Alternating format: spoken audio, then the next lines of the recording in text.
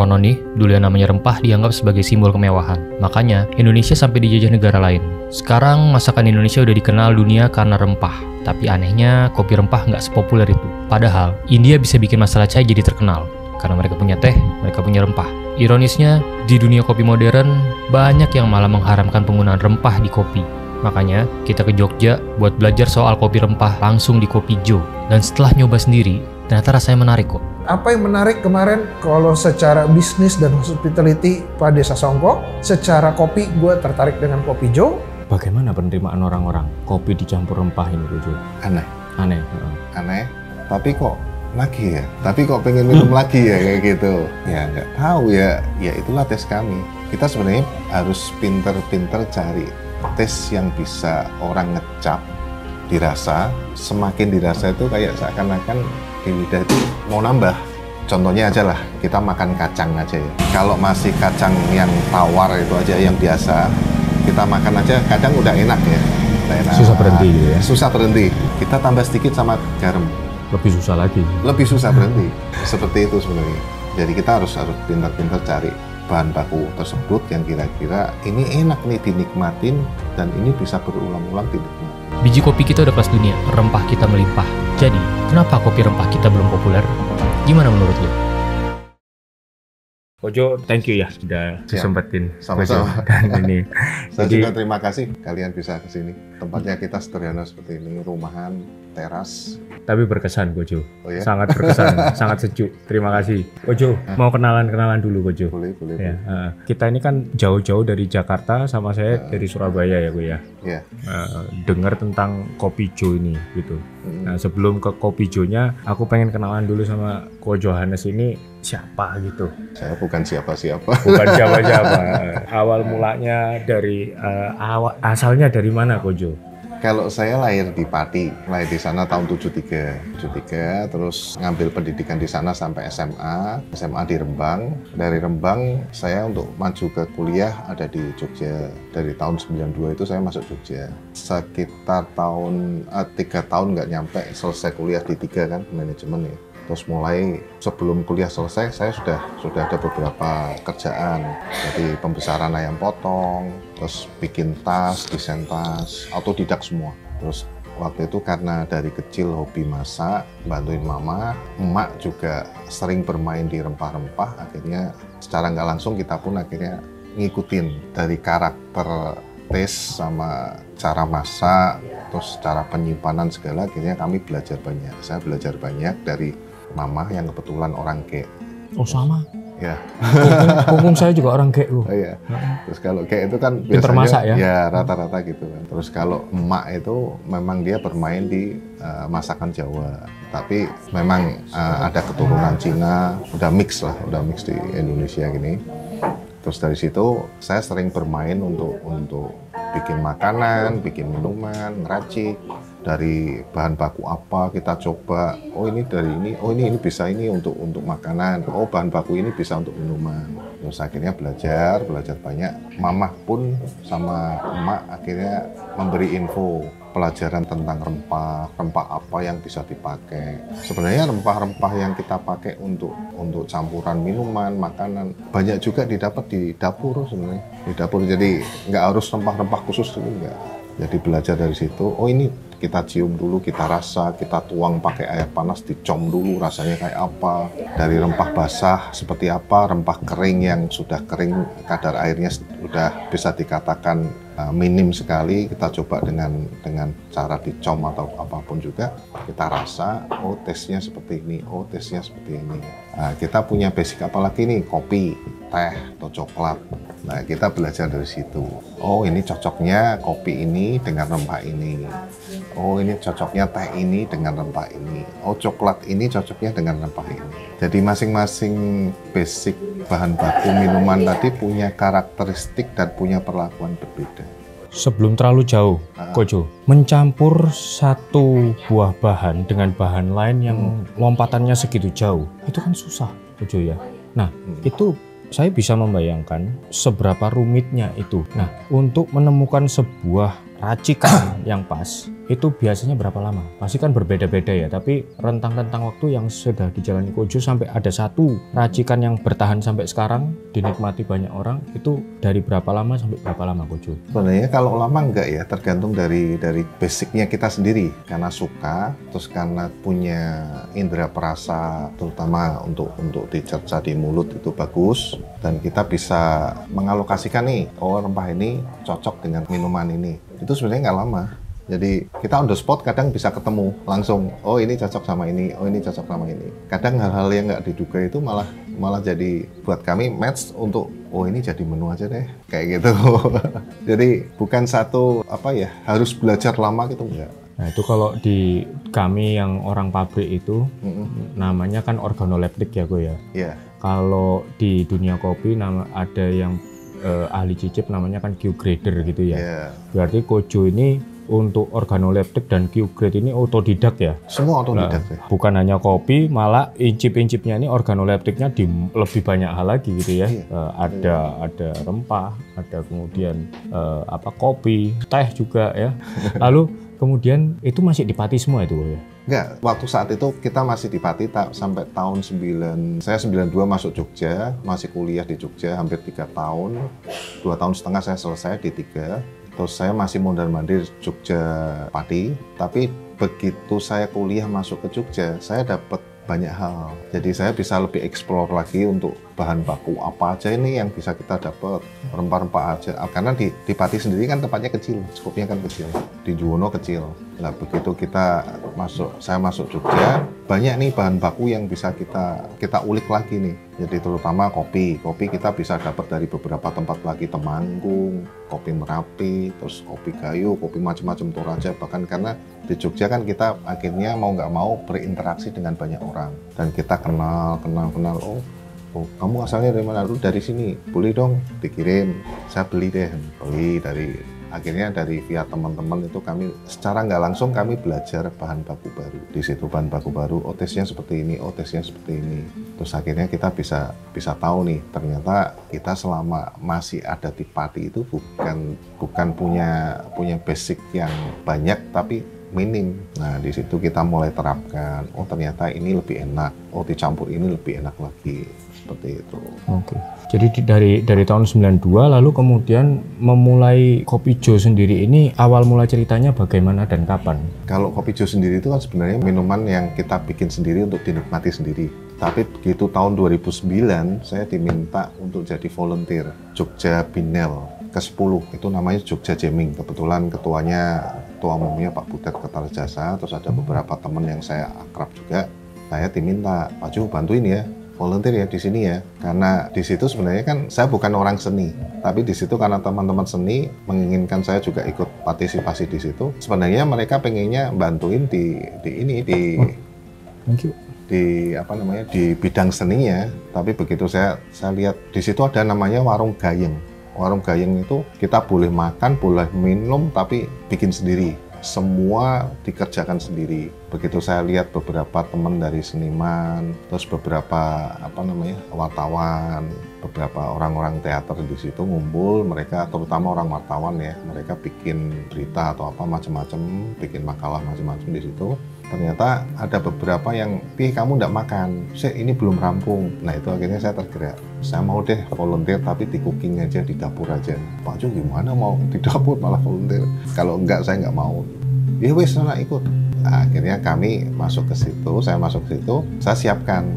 Apa yang saya bisa, saya kerjakan di situ. Semua bahan baku ada di situ. Dan bahan baku itu kan dari teman-teman yang karyanya laku, mereka nyumbang apa. Ada nyumbang telur, ada nyumbang kopi saset, ada nyumbang Indomie, nyumbang beras, macam-macam.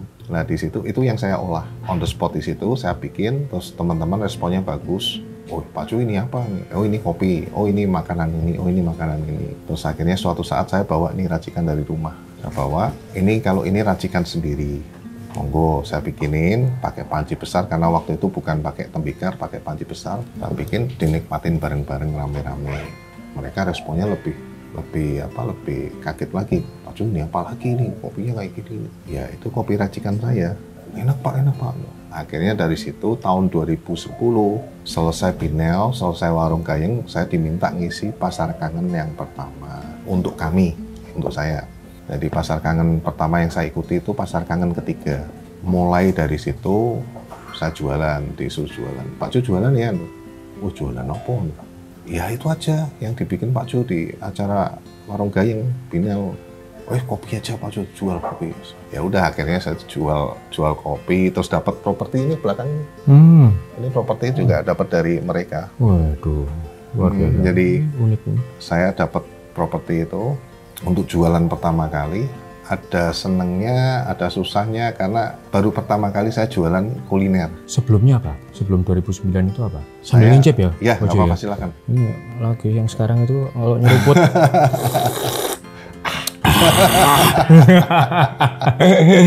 Ini baru top ini, sip marki sip pokoknya. Kalau sebelumnya memang waktu kuliah itu saya nyambi pembesarannya yang potong. Jadi saya ada temen di SMK Farming Telogowungu Pati. Terus akhirnya saya bergerak di sana, tergerak ke sana untuk investasi di sana dengan kemampuan kita sendiri. Ya udah kita bikin kandang yang kerja anak-anak SMK. Jadi kita mempekerjakan anak-anak SMK yang belum lulus sekolah sampai mereka punya basic untuk kerja di tempat lain, mereka sudah siap mentalnya.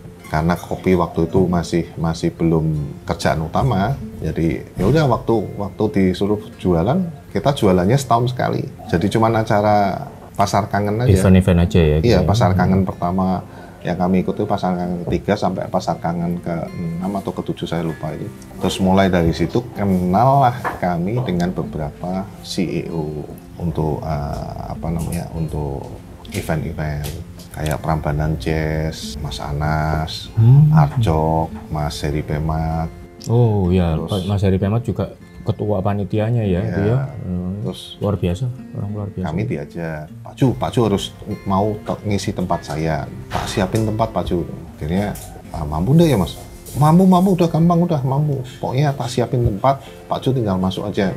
Akhirnya dari itu kita mulai mengenal banyak teman yang sering ngajak kami, bahkan sampai kami pun kadang diminta untuk ngisi acara wedding. Pakai gerobak belakang ini juga karena ikonik, jadi ikoniknya kami. Mereka maunya itu, pakai itu ya Pak Jo ya. Oh boleh, nggak apa-apa. Jadi gerobak ini juga melalang buana kemana-mana untuk di wilayah Jogja sama Jogja, Kulon Progo, Wonosari, Solo, seputaran itu. Nah dari itu mulai kami sampai akhirnya banyak yang tahu kami, banyak kenal kami. Teman-teman berharap kami punya home base. Ada rumah, ada tempat untuk usaha. Jadi akhirnya ya udah modal nekat kita. Udah, ya buka aja. Jadi sekarang pun kami buka ya di rumah aja nyantai gitu. Iya. Yang penting happy ya. Iyalah. Yang penting happy ya. Nah, lalu kemudian tujuan kami datang kemari itu untuk menikmati memang kopi racikannya Ko Johannes ini tadi. Sesuai yang dijelaskan, menggunakan rempah-rempah dan lain-lain itu segala macam. Kojo, kalau ditarik lagi ke belakang Kojo, berarti yang tadi disampaikan Kojo ini adalah sebetulnya racikan keluarga, bukan untuk dijual. Yeah. Ketika itu menjadi racikan keluarga, sejauh yang Kojo ingat, kopi dengan rempah ini pertama kali mulai jadi dinikmati keluarga itu tahun berapa Kojo? Bukan dijualnya ya? Iya, itu kalau kopi teh itu saya sudah mengenal dari SD kelas 6. Waduh, berarti kelas 6. Tahun berapa? SD kelas 6, tapi karena itu tadi saya bicara Juwono itu kan skupnya kecil, jadi dapatnya bahan baku ya itu aja. Terus akhirnya mulai explore lagi, ketemu racikan ini pun setelah SMA masuk ke Jogja. Kita makin explore lagi, ketemu, wah ini makin enak, tambah ini makin enak, tambah ini makin enak. Terus akhirnya setiap ada acara di kos atau apa, ya udah kadang saya yang bikin, udah tak bikin minum rame-rame sama teman. Di situ tadinya cuma sekedar untuk dinikmatin sendiri, kalangan sendiri gitu aja. Berarti itu apakah 92-nya itu atau sebelum itu atau setelah itu? 92 malah lebih gila untuk ekspor. Lebih gila untuk eksplor ya. Iya. Berarti sekurang-kurangnya itu sudah 32 menuju 33 tahun. Ya, kopi dicampur dengan rempah ini ya. Kurang lebih. sebelum kemudian di 2010 ke selanjutnya dijual untuk dinikmati orang lain gitu ya. Tapi racikan tersebut sudah Kojo temukan ya di Begitu masuk kuliah sekitar lebih 92 itu tadi ya. Iya berarti sudah sekurang-kurangnya 32 akan menuju 33 tahun ini sudah. Iya kurang lebih. Wah luar biasa. Luar biasa. Terus ketika dijual Kojo, ketika Kojo memutuskan untuk racikan tersebut di-share untuk bisa dinikmati orang lebih luas Kojo. Bagaimana penerimaan orang-orang kopi dicampur rempah ini Kojo? Aneh. Aneh. Aneh. Agak apa ya, menikmati pertama mereka banyak yang ngomong aneh Pak, rasanya aneh. Tapi kok lagi ya? Tapi kok pengen minum lagi ya kayak gitu. Jadi saya sendiri ya nggak tahu ya itulah tes kami. Jadi karena kita sebenarnya harus pinter-pinter cari tes yang bisa orang ngecap, dirasa, semakin dirasa itu kayak seakan-akan di lidah itu mau nambah. Contohnya aja lah, kita makan kacang aja ya, kacang. Kalau masih kacang yang tawar itu aja yang biasa, kita makan aja kadang udah enak ya. Udah enak. Susah berhenti gitu ya? Susah berhenti. Ayolah. Kita tambah sedikit sama garam. Lebih susah lagi. Lebih susah berhenti. Nah, seperti itu sebenarnya.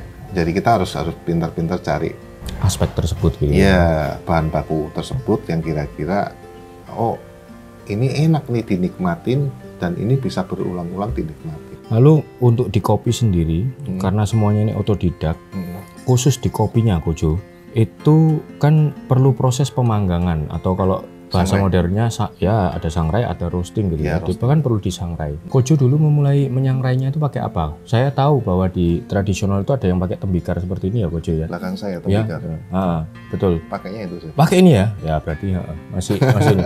Berarti OG nih. Dulu pertama pakai wajan, yang bahan logam tadi kan. Selama-lama lihat orang-orang yang di dalam di kampung-kampung pakai tembikar, oke juga ya pakai tembikar. Terus akhirnya kita secara nggak langsung menelaah nih, kenapa harus pakai tembikar? Kenapa mereka nggak mau pakai wajan? Jadi mereka pakai tembikar, ternyata apapun yang berasal dari tanah, bahan baku tanah, itu lebih bisa diterima manusia. Dalam arti bagaimana? Jadi ini dari arti penerimaan rasa atau rasa ya? Rasa. Kalau dari logam sebenarnya simpel sih ya. Kita lihat waktu kita pakai media logam, jadi wajan ya. Setelah kita pakai, kita cuci pakai sabun, kita scrub pakai spons yang nggak usah terlalu keras lah, spons yang medium gitu ya. Kita scrub gitu. Nanti airnya pasti akan ada warna agak abu-abu dikit ya, karena korosi kan ya. Padahal kalau kita pakai untuk sangrai kopi itu kan kita harus main di scrub pakai spatula. Spatula kalau kayu masih oke lah, tapi kalau sudah sama-sama logam ya siap aja akan ada beberapa gerusan-gerusan itu yang mungkin akan nyambur ke bahan bakunya. Di era modern sekarang ini aja, Kojo, meroasting menggunakan mesin-mesin yang modern itu saja sudah susah. Hasil roasting akhir itu bisa dicapai dari 8 ke 9 menit atau 15 menit umumnya gitu. Tapi kan tembikar ini bisa sampai 40 menit bahkan 1 jam lebih Kojo. 1 jam lebih. Dan itu manual pakai tangan gitu. 1 jam lebih.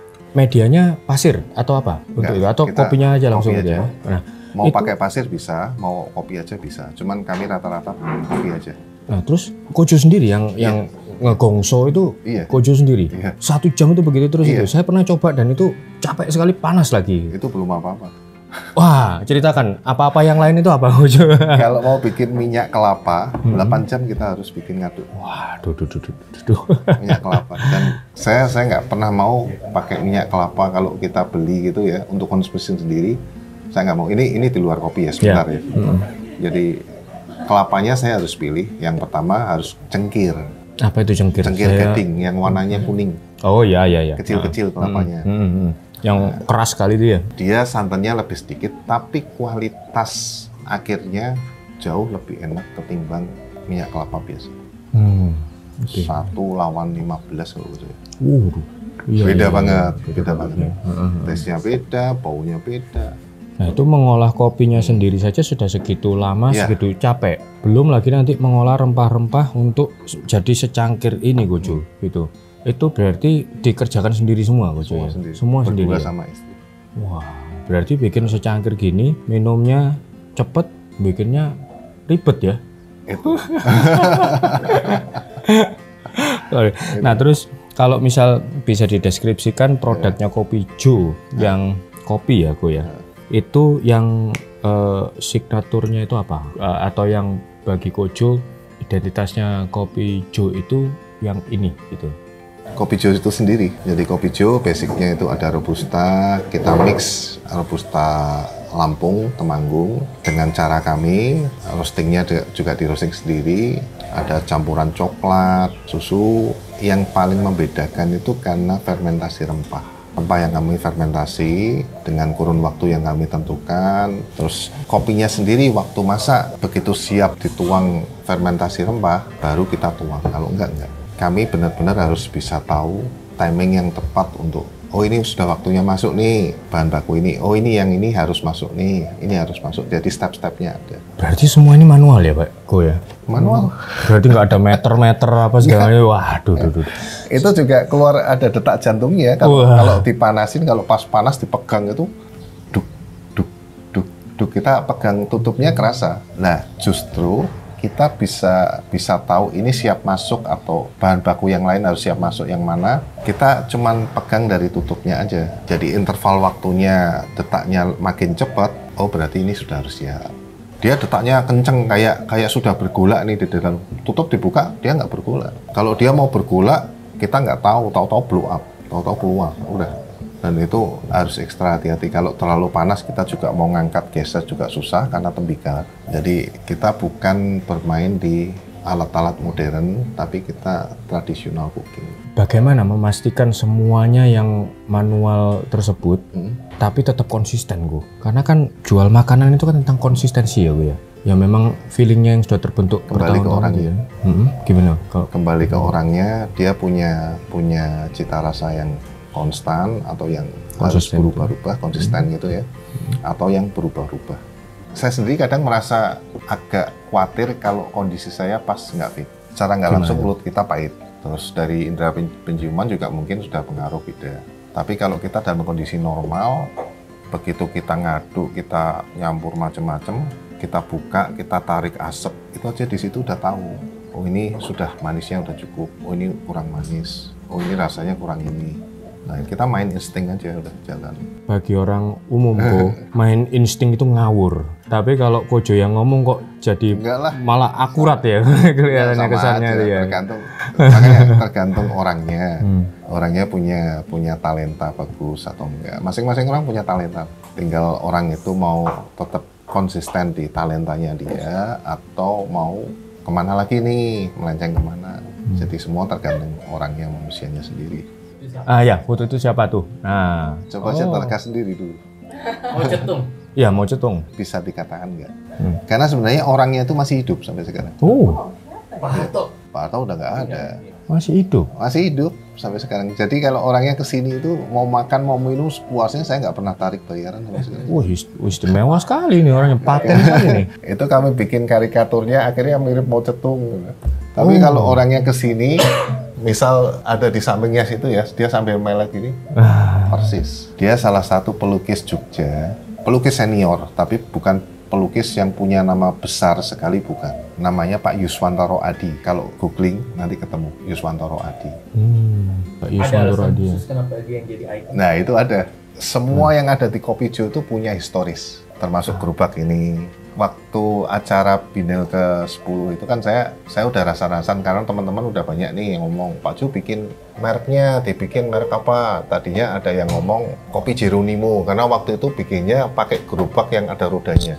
Tapi ada beberapa teman, wah enggak menjual. Terus akhirnya beberapa teman ngomong, Pak Jo udah kasih nama aja Kopi Jo. Akhirnya tercetuslah Kopi Jo. Terus waktu saya mau bikin merek, gambar merek sendiri, logonya sendiri, sama Pak Ong Haribayu nggak boleh. Pak Jo tak bikinin. Pak Ong Haribayu itu orang kedua di Binel ke-10. tak bikinin karena beliaunya juga seniman, akhirnya bikin. Seminggu ya, diingetin ke saya Pak Jun, tanyain ke saya, oh ya seminggu saya tanya, Pak sudah jadi? Belum Pak, 3 hari lagi ya, saya masih sambil kerja yang lain. Terus akhirnya 3 hari lagi saya tanya, sudah Pak Jo kesini aja ke tempat dia, beliaunya tunjukin. Lah ini kan Pak Yuswantoro Adi, ben ngewe Pak Jo. Ternyata usut punya usut, di situ ada gap. Jadi ada agak perselisihan di acara Binel itu antara beberapa, kalau namanya satu event gitu ada banyak orang kan ya nggak menutup kemungkinan akan ada perselisihan kan. Di situ ada yang salah paham tentang apa nggak tahu. Terus akhirnya ben kewe tangguni. Wah nanti marah nih. Oh sudah nanti marah saya yang tanggung jawab. Akhirnya saya nekat tembung ke Pak Yus. Begitu saya ngomong Pak Yus, saya dikasih ini sama Pak Ong Ngariwayu. Wah kurang ajar. Ini Pak Ong kurang ajar. Ini kurang ajar tenan, ini muka aku di gue. Terus akhirnya saya ngomong, ya saya minta maaf kalau boleh, kalau nggak boleh nggak apa-apa. Kalau boleh ini nanti ada beberapa yang tak rubah. Ya wes dipakai aja. Nggak keberatan? Enggak, udah pakai aja Pak Ju. Pak Om kurang ajar nih, Pak ini. Tapi akhirnya dari hal itu mereka jadi baik. Yang tadinya agak bermusuhan itu akhirnya jadi baik, jadi lucu gitu. Kita rubah lagi, akhirnya ketemulah ini. Jadi setelah di-upgrade semua, udah clear ketemu, akhirnya saya izin untuk saya masukkan ke Haki. 2011 masuk Haki, akhirnya diterima, terus kita pakai sampai sekarang. Setiap kali beliaunya datang, saya ngomong ke istri, jangan ya tahu aku, walaupun dia ninggalin uang gitu, tetap sama, entah sama pegawai, entah sama kita. Kalau sama saya nggak pernah mau. Nggak mau ninggalin karena tahu kalau saya pasti akan marah ke dia. Kalau sama pegawai itu, pegawai ngambil uangnya lari kembali, Pak nggak boleh nanti saya yang dimarahin. Nah sampai sekarang itu, dan hubungan kami baik. Jadi kopi itu jadi jembatan ya? Banyak banget, jembatan banyak hal. Jadi kita beberapa kali kalau event itu ketemu nih konsumen, terus tahu-tahu ada konsumen lain datang pesen bareng jejer, begitu saling nengok, kamu kok di sini? Ternyata teman SMP, teman akrabnya. Di sini juga beberapa kali ada yang duduk di sana sama duduk di sini. Ternyata satu rusun. Pas yang dari sana udah selesai acara, mereka mau bayar ke kami, ngeliatin yang duduk di sini. Bis dari Kiris ke sini, dia ke situ ngematin. Terus akhirnya mereka kan saling pandang. Saya nggak asing Pak. Iya, saya dari tadi juga nggak asing. Bapak masih di rusun Pak. Wah iya, di tempat rusun satu. Jadi lucu, ada yang ketemu teman SD ada. Padahal satu gedung tapi kenal diketemukannya harus di Kopi Jo dulu ya. Jadi lucu, banyak hal lah. Jadi kita bisa ketemu banyak teman, banyak relasi. Orang yang kita nggak kenal jadi kita kenal. Kopi Jo sendiri banyak sekali konsumen yang akhirnya seperti teman akrab juga. Termasuk kita yang muda-muda akhirnya jadi kenal sama Kojo nih Ko. Amin. Jadi mungkin pertanyaan terakhir dari kami ya Ko ya. Sampai sekarang apa ngerostingnya masih sama Ko? Masih sama ya Ko ya. Wah luar biasa. Ya berarti kita yang muda-muda harus semangat juga ya. Harus semangat dimodalin dengan mesin yang sudah canggih, nanti jadi inspirasinya kita enak supaya tetap sudah dimodalin dengan mesin-mesin yang canggih. Ya, harus jadi pelecut semangat bagi kita. Kojo.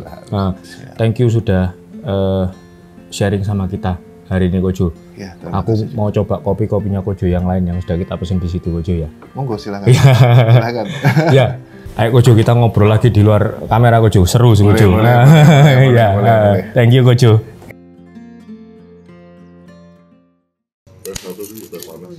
Malis,